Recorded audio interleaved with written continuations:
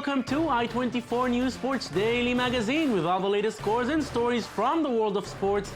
We have plenty of action coming your way with Premier League teams preparing for their third match day in a week. The European basketball champions run into trouble, and so does their former coach, now in the NBA. All this and much more coming up. Let's get started. We begin with the Premier League, where the Christmas frenzy will end tomorrow with all teams playing their third match in just 1 week. The race at the top continues as Chelsea will make the short trip to White Hart Lane to face Tottenham, and Manchester City hosts Sunderland. Third place Manchester United will travel to Stoke, and despite their rather disappointing start to their season, things look far better now for manager Louis van Gaal and his team. We can be satisfied about the points now, 36 points. We are in our goal, I think.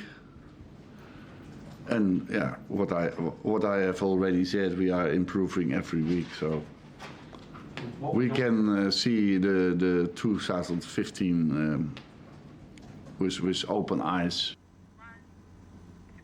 The Spanish League returns from its winter break this weekend with a very familiar face back on home ground. More than 7 years after leaving the Spanish capital, Fernando Torres rejoined Atletico Madrid, the club where he first played the game when he was just 11 years old. After 7.5 years in the Premier League, in Liverpool and Chelsea, Torres is now back at the Vicente Calderón. He would not play in Atletico's match against Levante on Saturday, but could do it when Atletico face city rivals Real Madrid next Wednesday in the Copa del Rey. And while Atletico already made the big move for the January transfer window, Barcelona has to deal with the fact that they will not make any transfers for the coming year after their appeal against the transfer ban imposed by FIFA was denied. How much will the punishment really affect the Catalan giants? Liz Barenboim and Michael Friedman with the answers. The decision is final. The Court of Arbitration for Sport rejected Barcelona's appeal. The Catalan club is banned from recruiting players for the next 2 transfer windows. The panel found that the FC Barcelona had breached the rules regarding the protection of minors and the registration of minors attending football academies. Accordingly, the FIFA decision is confirmed in full and the sanction remains in force. Barcelona will have to wait until January 2016 to recover from making any changes. This announcement comes after 8 months of legal proceedings. FIFA accused the Catalan club of recruiting players who are minors in illegal ways, a decision the Spanish club rejects.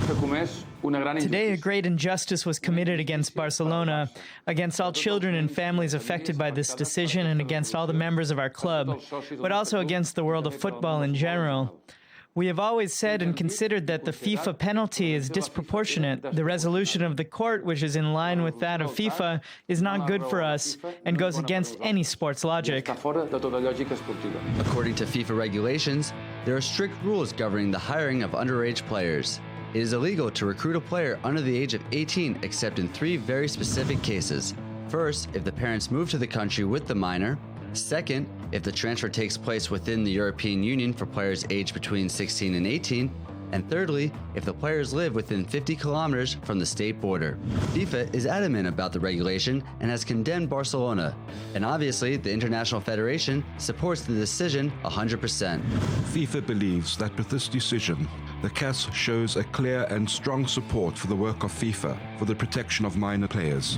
Despite the efforts of Barca, the court did not respond to the Blaugrana's queries. The club was also fined €375,000, a penalty that the Catalan leaders have not taken well. FIFA and its president must represent an organization that protects the world of football, and with these decisions they move away from its goal. We do not feel either supported or protected by those who should. They give priority to poorly written regulations. They created a precedent, and it's bad for football, and there has been intent to tarnish the image of our club. As the club was anticipating the sanctions, it had made plans in advance. Since April 2, 2014, Barcelona brought in 8 players.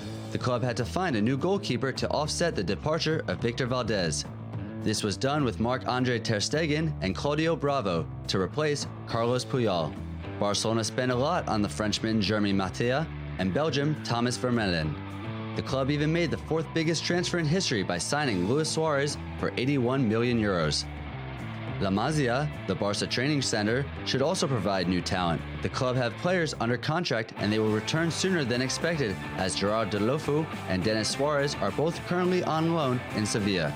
Thanks to its reserves and promising players like Munir Al-Haddari and Adama Traore, Barca has enough talent to see out the ban. Still with football, and the big Asian teams are all in the final stages of preparation for the Asian Cup, which will begin next weekend in Australia. The local Socceroos, who joined the Asian Federation 10 years ago, are the favorites to win, but they will meet some serious competition. The biggest challenge the Aussies will find comes from defending champions Japan. The Japanese beat Australia in the final 4 years ago in Qatar, and it would not be a surprise to see these two teams in the final once again. Japan's squad includes no less than 6 players from the Bundesliga, as well as players from the Premier League and the Serie A. Another strong candidate is South Korea. Believe it or not, the South Koreans participated in the last 8 World Cups, including a very prestigious semi-final appearance when they hosted the event in 2002. They have not been as impressive in the Asian Cup, which they won twice, but the last time was back in 1960. With a squad including players from the Premier League and the Bundesliga, they do have the potential of finally winning it again after 55 years. On to basketball now, and the top 16 stage of the EuroLeague took off last night with 2 matches. One of them was the meeting between 2 arch-rivals, current champions Maccabi Tel Aviv and Greek side Panathinaikos. These are 2 of the most successful teams in the history of the EuroLeague. Both clubs won the title 6 times, second only to Real Madrid's 8 titles. The match at the Oaka in Athens seemed to be going the visitors' way at the beginning, as Maccabi Tel Aviv held a 14-point lead in the first half, but the Greeks slowly cut their lead until they were able to tie the score in the final quarter. Their home court advantage proved decisive at the end as the fans pushed them to victory. Panathinaikos wins 83-76. Esteban Batista was the top scorer for the Greek club with 16 points. Nate Linhart and Brian Randall scored 18 points for the team in yellow. It was not an easy night for the European champions in Greece, and it wasn't easy either for their former coach, who's now on the other side of the Atlantic. David Blatt had to deal without injured LeBron James as the Cavs traveled to Atlanta to face the Hawks. Without their superstar, it was up to Kyrie Irving to pull them through. He scored 35 points, also adding 9 assists and 6 rebounds. The problem was no one really stepped up to help him, and against the second best team in the Eastern Conference, it's not enough. The Hawks led by 5 going into the final period. Kyrie Irving and James Jones nailed the outside shots to make it a 2-point game, but the Hawks are especially strong at home, and the fans would not let them lose it. Paul Millsap led the home team with 26 points. James Teague followed with 23. Atlanta wins 109-101. Cleveland lose for the second straight time.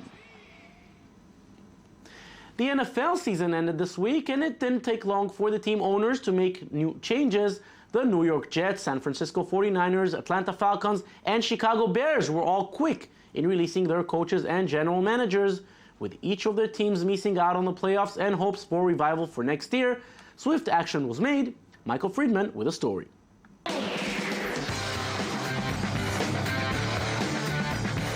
It's a cruel business where winning is the only thing that matters. As the NFL regular season ended, it didn't take long for coaches and general managers to find themselves on the chopping block and out of a job due to their team's disappointing results. It came as no surprise when the New York Jets owner Woody Johnson announced he wanted a fresh start next year after his team ended their season 4-12 and missed out on the postseason for the 4th consecutive year. But at the end of the day, it's all about results. Are deeply sorrowed by it because we truly love Rex and John Izek, and we believe that they work their butt off for us. But we don't understand that this is a business, and we've got to obviously move forward as players and continue to grow. The Chicago Bears also cut ties with their coach and general manager after missing the playoffs for the 7th time in the past 8 years. The change came as the Bears finished 5-11. While the team struggled, it was hard for players to lose their coach. Of course I feel bad for him. I feel bad for anybody that leaves this organization, from the players on down. You never hate, you never want a guy to leave that you spend some time with, you play your heart out for, even with the players we have. I mean, it's just always a sad day to kind of see a guy leave, but it's always, you can look at it as another opportunity or another great opportunity. Sometimes it takes a change for you to figure out where you're really supposed to be. And I mean, it happened for me leaving Indianapolis and coming here, so it could work out for the best for either way. Sport gives the opportunity to build great relationships, but when a team doesn't perform well, changes are made. This was also the case with the Atlanta Falcons firing their coach, Mike Smith, who finished 6-10. But it's never easy for an owner to say that final goodbye. As all NFL owners learn, some end-of-the-season decisions are more difficult than others, and I will tell you that probably including my 23 years at the Home Depot, this is the most difficult decision that I've ever had to make. And I mean that very sincerely. Despite the San Francisco 49ers having a great relationship with their head coach, Jim Harbaugh, the two parties found themselves at a crossroad and decided to go in different directions. This was a mutual decision. Jim and I have had conversations, since he's been here. But in the last probably 2 to 3 weeks, we've talked about it. We've talked about different scenarios, different opportunities. And ultimately, we just came to the conclusion that it was best for us to go in different directions. With the off-season coming sooner than many teams had hoped for, the franchises will all look to make new improvements for the following year. Now to the exceptional story of Moran Samuel. She was a basketball player in the Israeli national team until a spinal congenital disorder paralyzed her lower body, but it didn't stop her from becoming an outstanding athlete. Moran still plays basketball, but more than all, she is today one of the best Paralympic rowers in the world. Just 2 years after she began practicing, she represented Israel in the London Paralympics in 2012, and this summer she won the silver medal at the World Championships. Mirav Savir met her this week in Tel Aviv.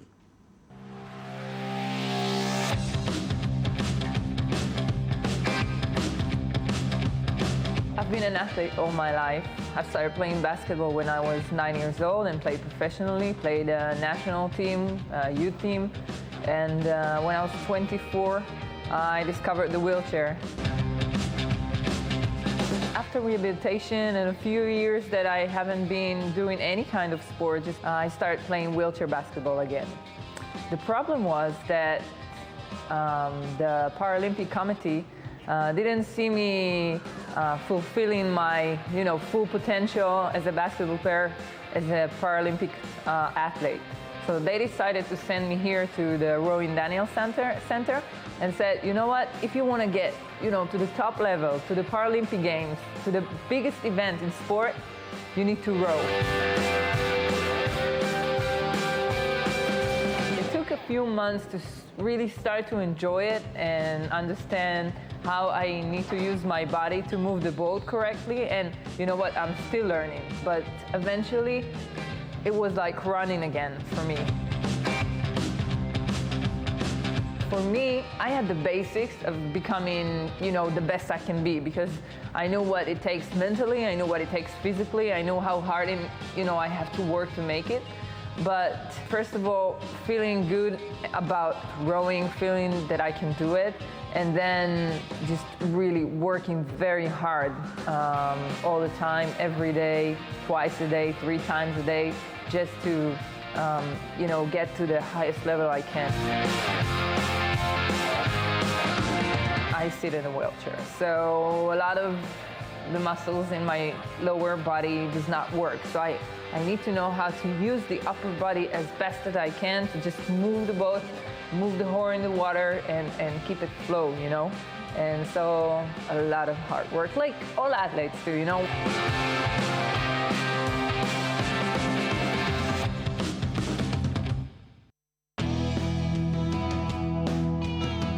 For me to represent Israel was a dream come true.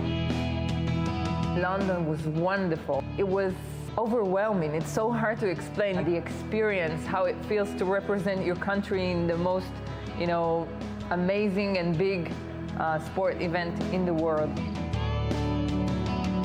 I always say that if you have met me when I was 18 and you've looked inside my chest, you wouldn't find the anatomical heart you usually find. It was round, orange, bouncing. So for me, keep playing basketball is giving me opportunity to have fun, to challenge the body in different ways than rowing. So for me, it's balancing my mental ability by doing both. I think that when you are doing sport, you eliminate all disability you might have. You just take your body to the highest level and, enjoy what your body can give you. And we'll end the show with ski jumping from the Four Hills Tour in Germany. Austria's Stefan Kraft won the event. His first jump of 136.5 meters gave him the first round lead, and he followed with a 129 meters in the second round to secure the win. And that's it for us today. Don't forget, you can watch this and every other show on our website at i24news.tv. We're also on Facebook and on Twitter. Thank you for watching and have a beautiful day.